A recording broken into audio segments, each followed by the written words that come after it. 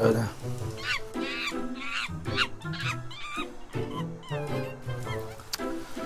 Emme. Pulu vermeli. Pul öyle. Erkmemedi ya. Çıksa. Yani Ama şeydi öyle kıyadımlar yani. Oğulda saçlı kişiyle oturum vallahi. Baylık yağdıt yer o. milyarder deyince yarat ya. Ha? Öyle deniz yaktı. Liran terten altın yaşayıklar bilen av etmek, taşta öğren yol var. Öğünde günahlar aylar böyle.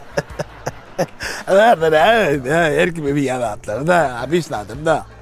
Otur ya, ne abi? Burada yetti ona. Anne saçlık ne etti? Üstü. Alayım mı? Yo, tat. Seni yolla, seni hiç öyle biz seni yeli. Binle. Arada keyfim tutup yürüyüp avtuda bindim ha. Uzaklıkla aylandım. Sözüm gelmedi. Ya düşürdüm geldi. Yönü niye dediğimi bilmedim. Abi işte bu ne vadi itilay ediyen de o tayık bu tayık adres aydan akıtıp getirip böyle. Kötüleri bile mi o? Aynen aylandık. Aylan verdik. Bu akranı memnun aylan yapıyor. Ben akran. Ondan kaça düştü? Karanlık düşüyordan düştüm. Karanlık düşüyordan düştüm ya. Oğlum ben abi sürücüden biz niye dediğim yani utanıyorum. Bu ben akranıdan mı? Onların başlık sen haçan düşüyen diyeyim yani korkup avtuğun yanına düşüp durla aylan yapıyor. İşte vurdun. Belmedik sadaka vardır ama. Ha Zeynep işte. Ne bistire.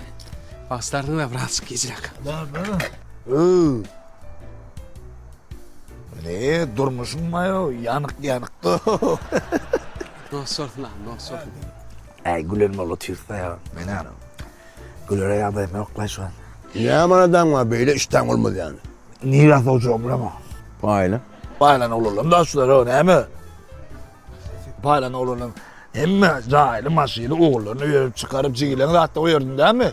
Siz pahaladın ha. Nertirim onda teret da. Yırtarım onda o. Yine belki şu boy olan niren boyu.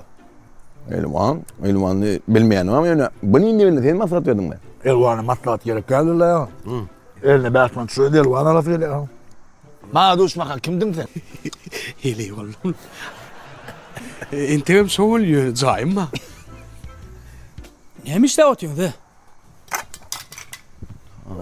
Yo, TikTok çürütü da. Bu da atlı ne mi? Efirde otuyorsun. Uçurman kalın o. Hayır saçlıyın mı? Yo, kuruluştu ya ameli. Havlin kalacaktı. Oydu atları. Yo, doğanda atlan. Şu senin at içinde değil mi? Götür üstadın.